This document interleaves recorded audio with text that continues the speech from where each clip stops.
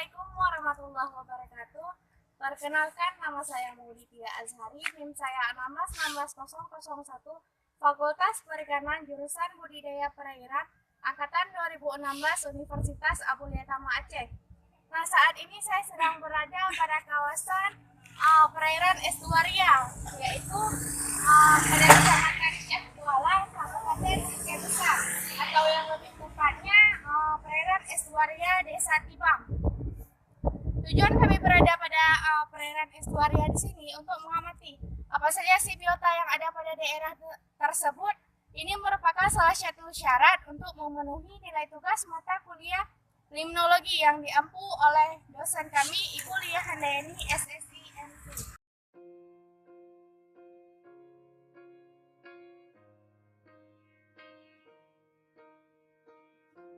What would I do without your smart mouth? Drawing me in and you kicking me out. Jadi sebelum kita membahas lebih lanjut, terlebih dahulu saya ingin menjelaskan dulu apa sih itu limnologi.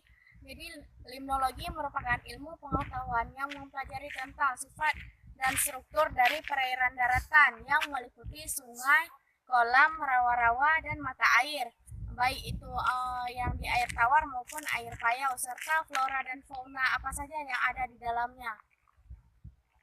Kemudian saya akan menjelaskan sifat dari perairan estuaria ini. Salah satu sifat dari perairan estuaria ini ialah substratnya. Substrat pada perairan estuaria ini ialah lumpur.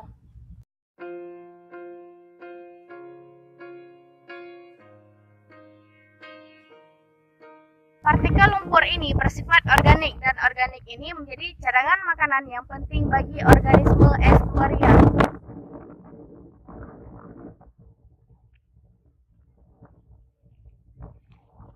Sifat lain dari perairan estuaria ini salah satunya ialah loting, atau nama lainnya ialah mengalir. Bisa dilihat dari perairannya, airnya terus mengalir.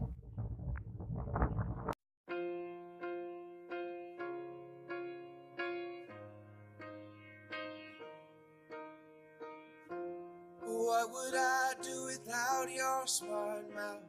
Drawing me in and you kicking me. Jadi di titik observasi yang kami lakukan di sini, kami telah mensurvei terdapat beberapa jenis biota yang terdapat di perairan estuaria di sini. Salah satu di antaranya adalah terdapat banyak tiram dan juga ikan mujair. Bisa kita lihat bersama-sama. Tiram di sini tergolong masih sangat banyak, tetapi dikarenakan airnya lagi pasang, makanya tiramnya tidak kelihatan dengan kasat mata.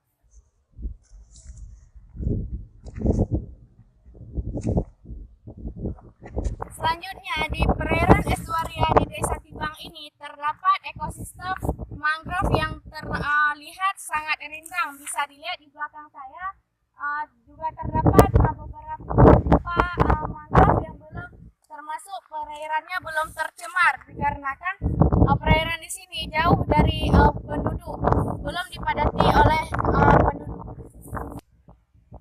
Di sini juga terdapat beberapa organisme plankton, baik itu secara tumbuhan maupun hewani.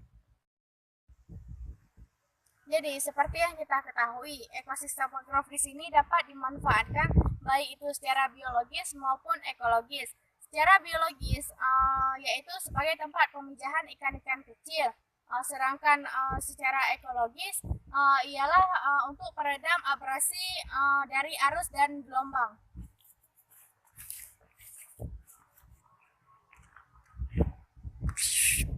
Bagi masyarakat di sini, mereka melakukan pemancingan di sini untuk mendapatkan mata pencahariannya di sini. Mereka memancing di atas jembatan sana, bisa dilihat.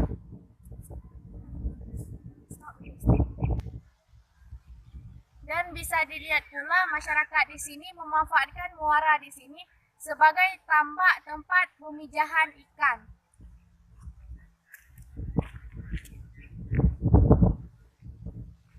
Untuk lebih detailnya, teman-teman saya akan menjelaskan lebih mendalam lagi berkenaan dengan biota apa yang ada di perairan estuaria di sini.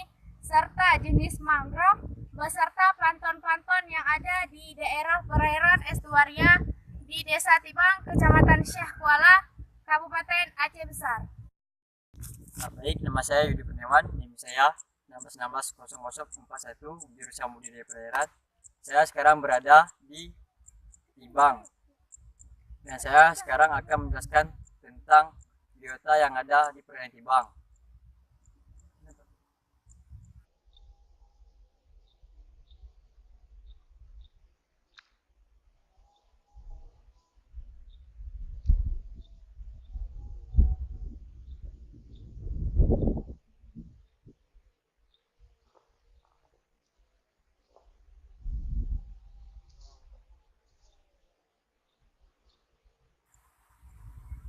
Baik, biota yang ada di perairan Tibang ini yang saya teliti yaitu cuman tiram dan ikan mujair.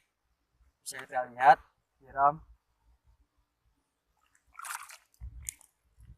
Baik, ini tiram.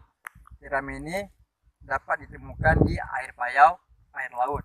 Dan tiram ini mempunyai kaki, tetapi dia sekarang sudah tidak memiliki kaki karena dia sudah dapat tempat yang nyaman untuk sisa hidupnya. Namun ikan mujair sebenarnya dia hidup di air tawar, namun juga bisa hidup di air payau karena ikan mujair itu mempunyai toleransi yang besar terhadap kadar garam, sehingga ikan mujair tersebut bisa hidup di air payau. Mungkin dari biota cukup sekian, dan sekarang akan dilanjutkan oleh teman saya. Terima kasih. Nama saya Ardila Hanum, NIM 16160042. Produktivitas primer adalah laju penyimpanan energi sinar matahari oleh aktivitas fotosintetik atau terutama tumbuhan hijau atau fitoplankton ke bentuk bahan organik yang dapat digunakan sebagai bahan makanan. Kesuburan suatu perairan pada hakikatnya ditentukan oleh besarnya produktivitas primer perairan tersebut. Sementara itu, yang memegang peran penting dalam produktivitas primer adalah fitoplankton sebagai produsen primer. Di sini saya akan menjelaskan tentang ekosistem hutan mangrove.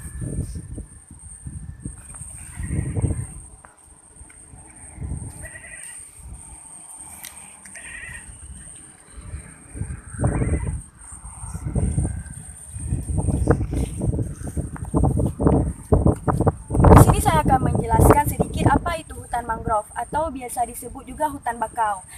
Hutan mangrove adalah hutan yang tumbuh di perairan payau dan dipengaruhi oleh pasang surut air laut.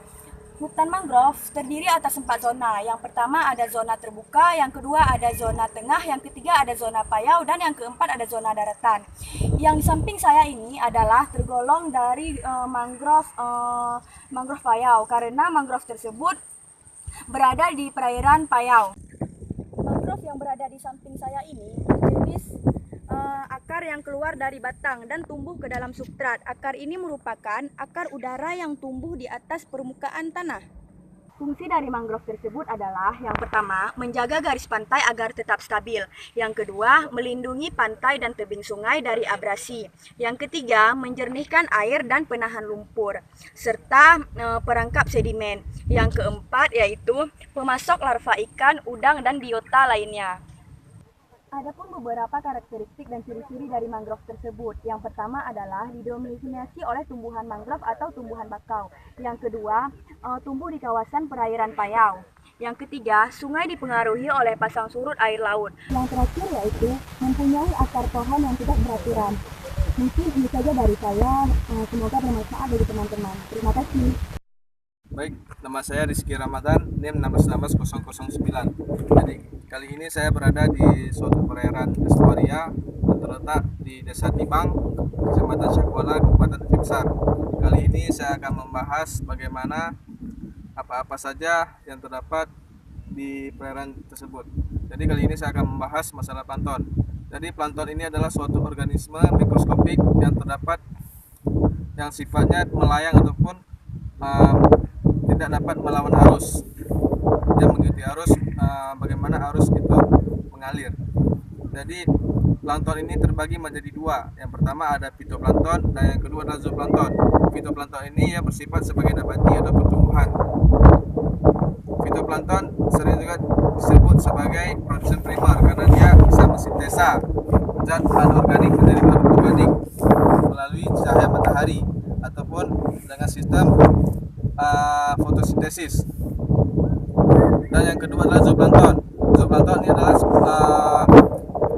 plankton yang bersifat sebagai hewan, dia dikatakan juga sebagai konsumen.